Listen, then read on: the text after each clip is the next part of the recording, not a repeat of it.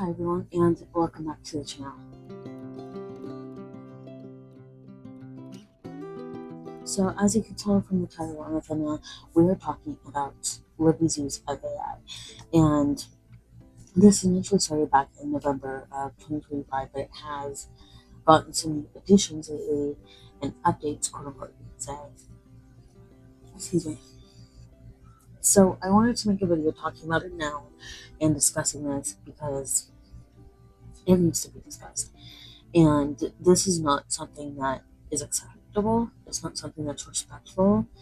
And it is not something that should be in any form of any community, especially not when it relates to the arts. And writing books is a part of that. And reading books is not participating in the art itself. It's still an appreciation for said art. So it's like, it's it doesn't belong in the bookish space. It doesn't belong in any space. But we are talking, like I said, like you can tell from the title and thumbnail, we're talking about Libby specifically. And I have tagged the Libby app down below in the description. So Libby, if any of your team sees this, you need to remove the AI features. None of the readers, like I see this all over social media with the communities I engage with the posts I engage with. No one is happy about this. No one wants this. And it does not help. It does not. I lost my train of thought, but it doesn't help in any capacity. It does not add to the community in any capacity. And no matter how much you try to minimize the damage of AI, that damage will always be there. And the environmental damage will always be there. That is not something that just gets minimized easily. So, and even if like there are ways to minimize it, you're still damaging the environment. That damage is still happening, no matter how much you can minimize it. That is not something that can be eliminated. So, with all of that said, I have all the links that I'm referencing are down below in the description. Um, but I will be like going through everything and talking about this. So this video will probably be a little bit on the longer side, but it's needed. So the first one I have them in order of how I'll be discussing them. But the first one is from the Libby app itself, and it's Libby in Artificial Intelligence. So this was from November 2025, I believe. Or May 6, 2026. So it's within the past 8 months, roughly, give or take. Um, Overdrive is excited to launch. I'll be reading this part verbatim just so I don't miss anything or misconstrue anything. Overdrive is excited to launch our newest Libby feature, Inspire Me. This innovative experience. There's nothing innovative about AI, by the way. This innovative experience is driven by machine learning. Specifically, the suggestions and recommendations are produced by a large language model, generative artificial intelligence. Our aim is to integrate the possibilities of AI into the Libby app judiciously and responsibly. Like, on the one hand, and this is where it's like a double-edged sword. On the one hand, there is a slight appreciation for them trying to be responsible about it, but like at the end of the day, like you can try to be responsible about it. There's no real way to be responsible with AI. So next part is your privacy. When you use Inspire Me to find fiction or nonfiction, none of your details are actively or none of your details or activity are provided to this AI model. When you use Inspire Me with one of your tags, a random search of titles you have saved to that tag will be given to AI to generate suggestions. Excuse me. It does not receive any other details about you or your device, and it does not know the name or the description of your tag. It just gets the titles. And then they have like the Libby privacy statement for more information and how we safeguard your data in Libby. Environmental impact. We've designed this the Inspire Me feature to minimize its impact on the environment. All AI requests are efficiently cached and shared across all users of each library. Tags are user specific. Accordingly, we have established limits on the number of AI requests that can be generated daily from user tags. We are monitoring the energy footprint of Inspire Me as it rolls out and gains adoption. Like again, like I said, there is like an appreciation, and I do.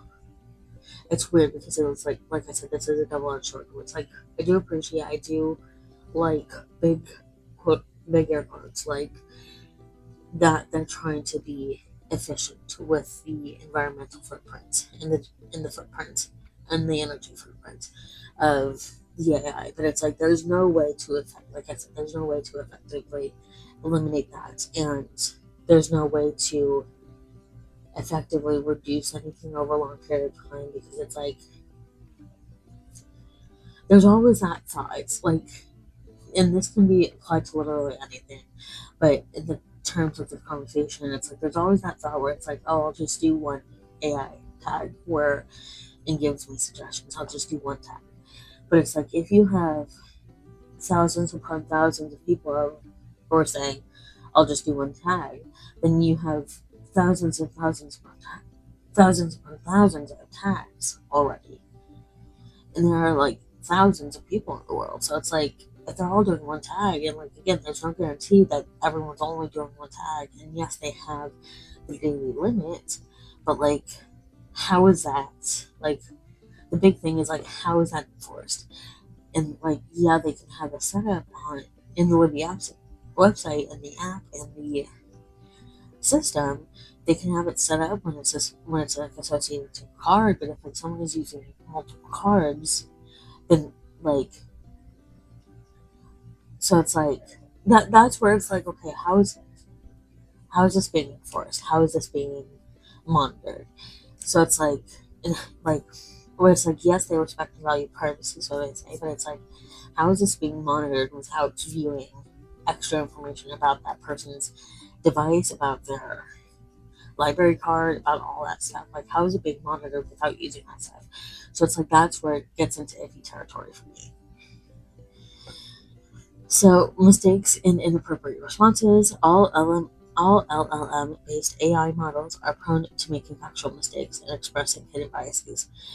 Overdrive has limited this risk with Inspire Me through a series of deliberate design decisions. Prompts are not free text or open-ended. When we ask AI models to produce creative work, dreaming up book ideas rather than making assertions of fact, every AI response has to be and every AI response has to include a clear and verifiable association to specific content in your library's catalog. So it's like, again, we're just like rehashing this. Sorry, I just skipped it. We're just rehashing the same like questions and prompts with like, how is this being enforced? And yes, you can have like specific clear instructions for the AI, but with AI, there's absolutely no guarantee that the AI will stick to that, especially if you're doing like multiple prompts throughout a given day or week. So it's like there's no guarantee when it comes to AI, and that's again where it becomes iffy because it's like we can't guarantee it no matter how much you may think you fine tuned it. Like there's no guarantee. Excuse me. So the last one that they have on their site for the Inspire Me page is respect for intellectual property. Overdrive does not provide the AI model with access to copyrighted material such as chapters of ebooks or the recordings of audiobooks. We respect the intellectual property rights of creators. Artificial intelligence features in Libby do not generate or alter in any way the original creative content we've received from suppliers. And so it's like, again, that's all well and good. But like, AI already has access to a lot of this content without the original creators express explicit permission. And you would think that, like, Like, again, it's one of those situations where it's like you may not be giving AI that information. The company of behind the Overdrive may not be giving their AI that information, but that's not stopping other companies. Like, you making that statement and that stance is not stopping other companies from feeding that content to AI. So it's like, and again, AI probably has a lot of this content already, sadly, and it sucks, and it's, like I said at the beginning of this video, it's an absolute disrespect to the art world and to the creators and to books and to readers. But it's just like, it needs to be like a definitive stance of like not including AI. And it doesn't matter how much technology is progressing. Like, there was a post I saw where it was like, you're not going to get by if you don't integrate AI. And it's like, the person who responded was like, fine, leave me here. I'm good. And that's the stance everyone should be taking. That's the stance that companies, individuals, no matter what your money bracket is, that is the stance everyone should be taking. Because it doesn't matter if you're giving like an image or a quote that's unique. It doesn't matter if that's what you're feeding to AI. It will still reference everything else that it has in its database from everything else that has been put into it from other chats, because that's how AI works. So you can't guarantee that what you're receiving post prompt is 100% genuine to the prompt you gave it, because of the databases in AI chats and just in AI in general. So that's where, and like, if one company has like multiple different AI platforms, then it's like there's no guarantee that those platforms aren't sharing with each other the information that the other platforms have. So it's like there's no guarantee and there's no enforcement on any of this, which is why it's why it's such an issue, and it's why we can't trust AI to come up with something original, because it's not original, and it's never going to be original, and it's never going to be art in any sense of the word. So I'm going to move on from that to look at the first link, the first Reddit link. It's the second link. It's the first Reddit thread. Libby's statement regarding AI. So someone posted to this Reddit thread, created this thread, saying sharing Libby's statements regarding their AI policy Monday, January 12th, posted on their Instagram. While acknowledging the environmental concerns regarding the footprint of AI, they have no plans to limit AI titles and will leave it to the publishers to self-identify AI content. So I'm going to. There are photos. So there are 4 photos. I'm going to share those real quick, and then I will go over them. I'll read through them verbatim again, just so we don't misconstrue anything or misunderstand. So there is that will be showing up in a moment.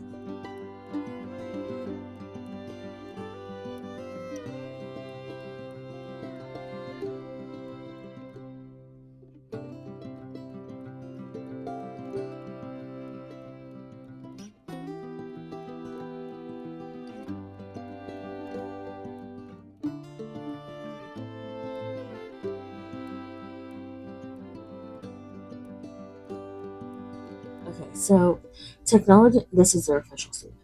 Technology evolves, but Libby's commitment to libraries does not. And I think where their commitment has evolved for the worse. Anyway, AI is influencing how the book industry operates. As technology changes, we will continue to adapt and to help meet the needs of libraries and people we serve.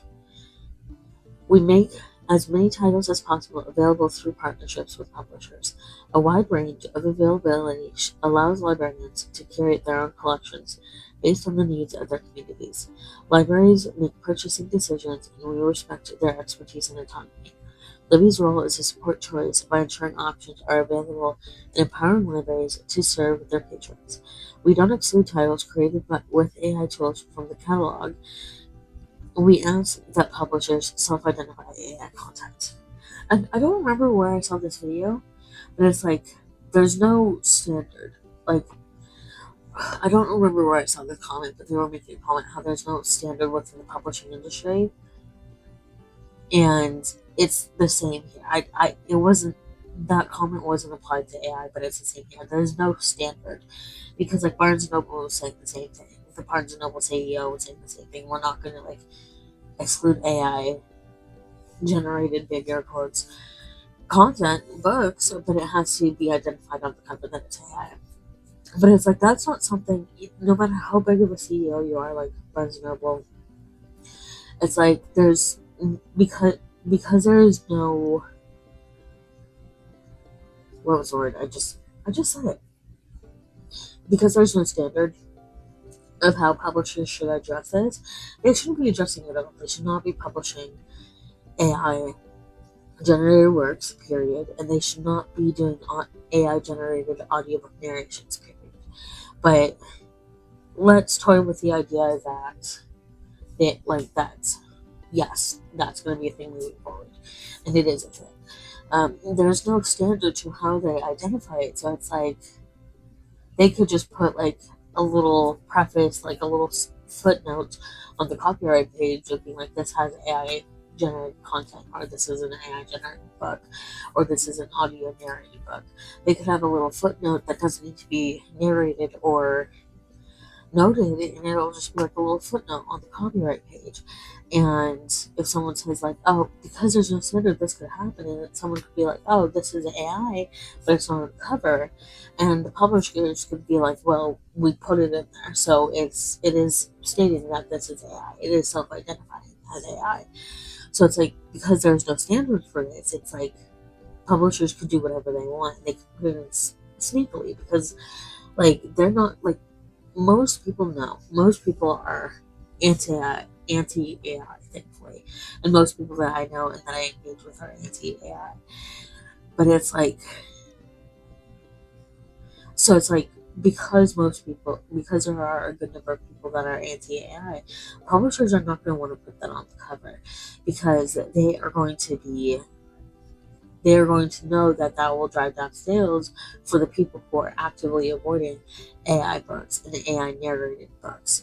So it's like they're not going to include that on the cover or in the main part of the description. They're going to do it in a way that's sneaky, where it's self-identified, but it's not obvious.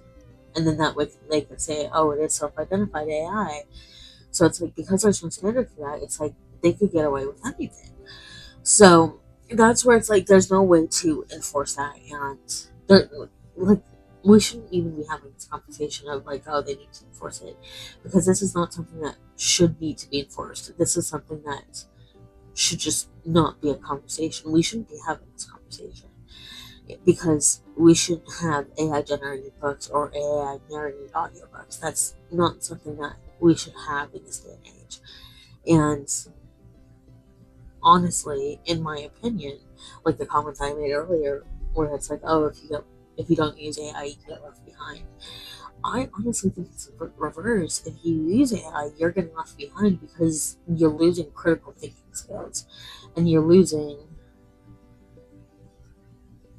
critical skills in general, and critical application skills. So it's like, in my humble opinion, I think if you use AI, then you're behind everything. And it's sad because it's like we're seeing AI everywhere and it seems to be unavoidable. But it's one of those things where it's like the more we start actively trying to avoid it, the more companies will see that we're actively trying to avoid it and they will try to correct. So, all that being said, let's continue. So I'm on the third screenshot. Actually, I accidentally went too far. Libby includes an optional feature called Inspire Me to help patrons discover books already curated by trend librarians in their own community. And it's like, it's one of those things, like I said earlier, it doesn't matter how much human input you put into it, there's no guarantee that it's going to fully follow the human input. Because, like, it's AI, it's a computer, it doesn't think, it doesn't come up with its own ideas, and it doesn't strictly follow the ideas of one specific prompt, because when it does its quote unquote thinking in the little spiral thing, that's it gathering all the information it has in its database. And like I said, if one company owns all these different AI databases, who's to say that those databases aren't interacting with each other? So it's like it doesn't matter how much human input there's no guarantee and there's no standard. And again, like I said, there shouldn't have to be a standard. We shouldn't be having a conversation. But anyway, we recognize the environmental footprint of AI systems and we strive to minimize it through evaluation of our system's sustainability. As a certified B corporation, we are required to meet defined social and environmental standards, aligning with the recognized global frameworks and incorporating environmental performance into our overall ESG commitments. And to finish up before I keep talking, we value privacy and collect data that is necessary. We do not share personally identifiable information with external parties, including AI systems, and we process confidential data in secure environments. Trust is the foundation of everything we do. As the technological landscape changes, we will be transparent with our library partners and the readers as well. The thing is, they say that like trust is the foundation of everything. They have lost a good amount of my trust, and I think they've lost a good amount of the trust from a large number of readers for obvious, valid reasons. Because most readers I know are not actively searching out AI books. They're not trying to actively searching out AI narrators. So it's like they've lost a good amount of trust because they've incorporated AI. And like I said at the beginning of this video, it's unacceptable, it's disrespectful, it's absolutely horrid that they're incorporating AI when books are so innately human. And, and so is language. Language is so innately human, and when it comes together, when language and writing comes together to create a book, that is innately human. And incorporating AI, even if it's just to curate, incorporating AI is not human and it's not intelligent, which leaves like this was something that Susanna Friesen, I think her name is, her husband has said, and it's something I mentioned before when I talked about AI on the channel. It's something I referred to. Like her husband, I think, works in the tech industry, and he was saying how artificial intelligence is not the I. There is no I. There is no intelligence to it, which leaves the A, which is artificial, fake, not real. So it's like, yeah. Anyway, so I'm gonna stop there. Let's see. I don't think we have too many comments. So the first comment says we need an opt-out feature. The OP said very much agree. Hate that you already can't opt out of their AI-driven inspiring section. Another comment says, I hate that it's self-identified. Imagine checking it out an audiobook. It's read by AI, and you lose out loud anyways, and have no way to warn other people. So, and then the OP said, I'm cynical enough to think most won't be identified. And I agree, because like I said, there is no standard. So publishers are going to do what they can to not identify because they know that readers will not pick up AI generated books or AI narrated books. So they're going to do what they can to make it, they're going to do what they need to get their books out in Libby, but they're going to do what they can to have it be as, is it inconspicuous? Inconspicuous. Not incongruous. Conspicuous. Yeah, that's what I was thinking. They're gonna try to do their best to make it as inconspicuous as possible, where it's not something you're gonna look at very easily. And I don't like. I think most readers, like, I know this about myself, but I think this is like an across the board thing where it's like most readers are not going to be looking at the copyright page. If anything, if they're looking at the copyright page, they're just gonna just grabbing this book real quick as my frame of reference. God damn it. Okay, here. At most, they're gonna stay within this top section at most, because they might want to know when it was published. So if they have the physical book app or an ebook at most, they're gonna go to like right here, copyright 2021. They're not gonna go further than that. when they find the copyright, usually that's in that top section, and they're not going to go further than that once they find the copyright year. If they're looking for like the published year. So it's like I could see it. I could see publishers putting it on that page at the very bottom in like a smaller text print, and a smaller size text to make it as inconspicuous as possible. Where, like I was saying earlier, they could say, "Hey, it's here. It's self-identified," because there is no standard. So the next Reddit thread I'm going to look at is it's the second Reddit link that I've linked down below. It's Libby's new AI must go. Please let Libby know they've made a huge mistake by incorporating their new AI search. AI is the enemy of authors, readers, good publishers, voice actors, humans. It's easy to shrug this new feature off because it's so clunky, but this is just its first iteration. If successful, it will continue to be developed and become increasingly entangled with marketing and driving only certain titles to certain readers. It's the opposite of discovery. Write to Libby under the help and support tab to keep AI out of libraries. So that's actually something I will include. Libby, help, and support. Is this the help and support tab?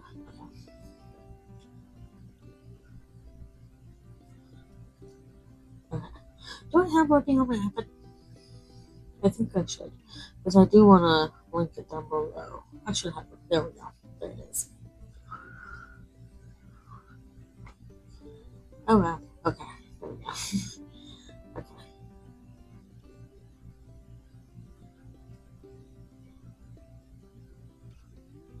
Contact your library. Okay. Help and support. Take our survey. How can we help? Help sites. I'll have the help site links down below in the description. But let's see. You can do the contact your library or take our service. Let's see. Okay, so oh no! One moment. Okay, so one of my mics was about to die, so I'm gonna set this up here to remind myself to charge it. But what I will do is once I get like a couple of those help support links, um, I will leave them down below in the description. So because like I agree, they need to know that we don't want it. So to look through some of the comments, it says the first one is I worry it's only a matter of time before they try to roll out an AI selection of books. Oh, or no. I worry it's only a matter of time before they try to roll out AI selection onto the librarian side of Overdrive 2. It's disturbing how much library world is going all in on AI. Professional development trainings and conferences are pushing AI hard, and they typically gloss over ethical concerns. And then the OP responded, I like this sound melodramatic, but I find this devastating. I keep trying to envision how we're going to hold back this tidal wave of thoughtlessness, deadening technology. It's off. Or I keep trying to envision how we're going to hold back this tidal wave of thoughtless, deadening technology. It's awful to read that AI is being successfully promoted and the training of desperately needed human librarians. Um, One person said, I mean, the honest truth is that we are going to hold it back. It's already everywhere, and it's just going to become more ubiquitous and harder to distinguish when it's being used and when it isn't. I don't think it's all bad, but it's definitely going to be the death by a thousand cuts time type of situation. So, the thing with that, like, on the one hand, I sort of agree with that comment because it's like, yeah, it's everywhere. But that doesn't necessarily mean that we can't do anything about it. That doesn't mean that we can't stop this in its tracks. Because I do think that we can. We would just need enough people making comments and complaints and talking about this and keeping this conversation open. Because, like I said, we need to have this conversation. We shouldn't need to have this conversation, but we need it. And we need to keep it open until companies, search engines, etc., so on and so forth, publishers, until they stop incorporating AI into the spaces. So, like, it's just about keeping this conversation open. So that's why it's like I do think we can stop it. Excuse me.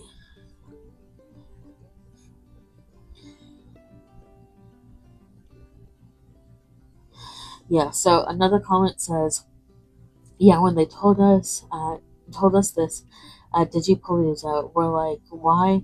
Literally telling a room full of librarians we're outsourcing readers advisory. No wonder they waited until the last possible moment. And then another person says, okay,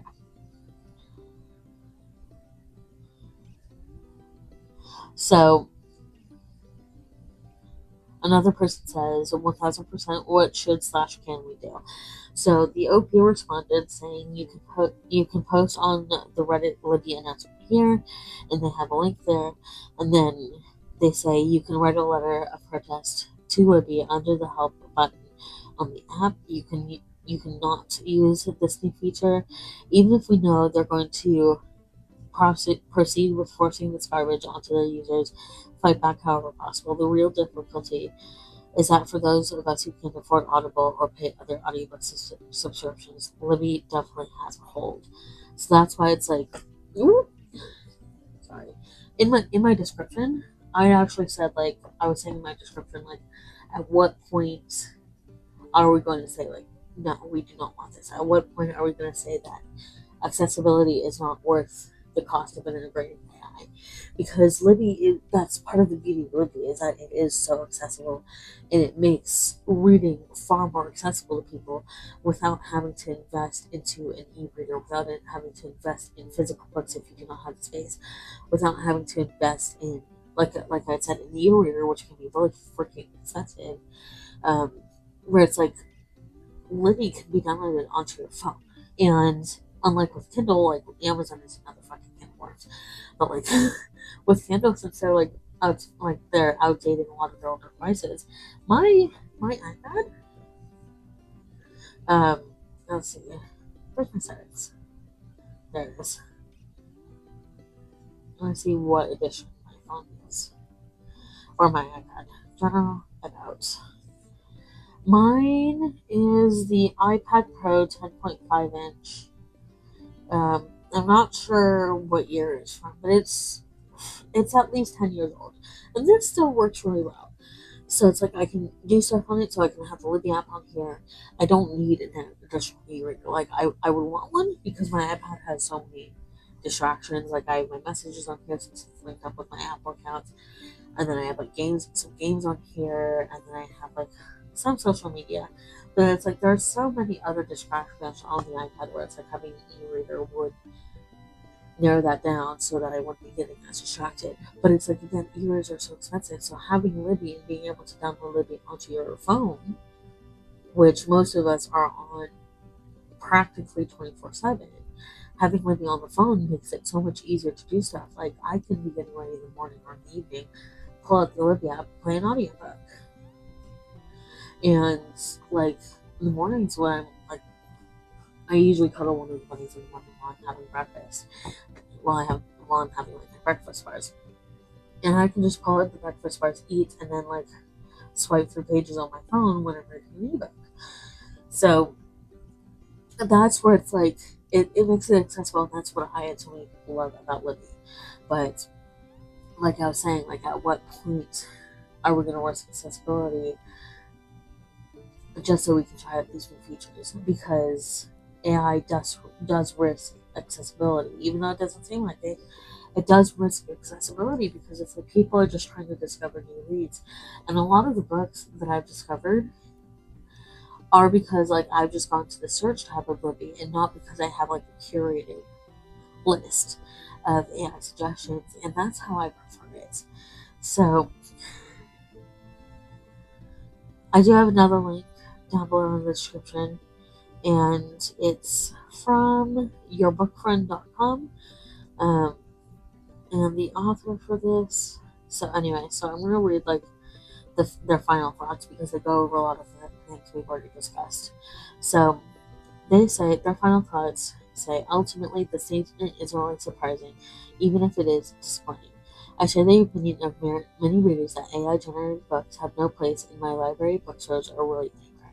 These texts are plagiarized amalgamations of existing ideas from other people, not original works, and that's not something I personally support. Though I do wish Libby had a harder stance against AI texts, I am hopeful that most librarians will continue to do their best not to have these books in their collections. If librarians do not purchase AI-generated works, they will not appear in Libby even if the app itself doesn't ban them. Many readers are calling for a filter so that individual readers can sort out any AI-generated texts from the app, and also including AI-generated narrators um, from the app. Where was I? Many readers. Okay, there we go. This feels like a pretty reasonable ask for Libby to implement. I'm also pretty uncomfortable with how vague the explanation of the Inspire Me feature is, and I'm not sure it's got a use case that justifies adding generative AI to the library app. But given that pretty much every tech company is doing it, it's unfortunately 0% surprising to see Libby making a move in that direction, even if I wish it weren't. I'm not sure yet if I personally will be seeking an alternative to Libby. I'll need to do further research to see what valuable options, if any, are out there. Overdrive is, after all, the older version of Libby, and the last time I checked, Hoopla didn't have as large a catalog. If I do find any viable alternatives that are also using AI, because let's be honest about the tech space, I'll be sure to report back. So I actually looked into it because I do have people on my phone as well, because I was like, part of what I like about Hoopla is that you do get the books pretty much instantaneously. Whereas like Libby, you do have to go through that same process of as a physical library where you have like a certain wait period. With Hoopla, you do still have like the 21-day period, borrow period, but you can get it immediately. So, but again, it's not as big of a catalog as Libby. So let's see. Let's see. I'm trying to see if so far there are no updates for if she found a viable alternative, but Hoopla also uses AI. I think like how does let me just double check. How does because I don't want to misquote. Hoopla use AI. Go. So Hoopla does not use AI to create original content, but rather navigates the challenge of generative AI by using it to offer synthesized audiobook narration while simultaneously deploying detection algorithms to filter out low quality audiobooks. Yeah. So it's kind of like the same way that Libby's using it, but also like specifically like the audiobook narrators, and just like filtering out like part of like the filter system as well when you're trying to find something. So the last link that I'm going to look at is the AI audiobooks are invading Libby. Here's how I avoid them.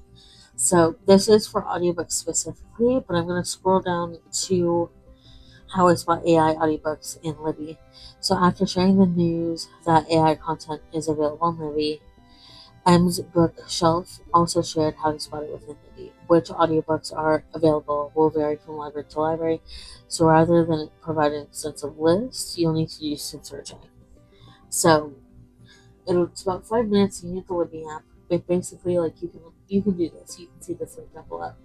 But step one is search for AI voices. In the Libby app, go to the search bar and look at two specific terms: digital voice and synthesized voice. This will display all the titles that feature AI voice narration, which is commonly referred to either as digital or synthesized voice. So you're going to step two, browse through the results. Once you search, click into the individual book listings. In each book's details, the narrator will be listed. Any books that use AI will have the narrator listed as either a synthesized voice or a digital voice. If you're looking to avoid AI, do not borrow these books. So like it'll show synthesized voice unspecified, or Sarah a digital voice. or it'll say digital voice maps G, or it'll say synthesized voice, or Vivian is one, or Liam, or Caroline, where it's just like a first name type of a deal. That might be like an AI one. But again, look up synthesized voice or digital voice. So that is the end of this video. It's like I was saying, it's sad that we had to have this conversation, but it is something we have to have, like I also said.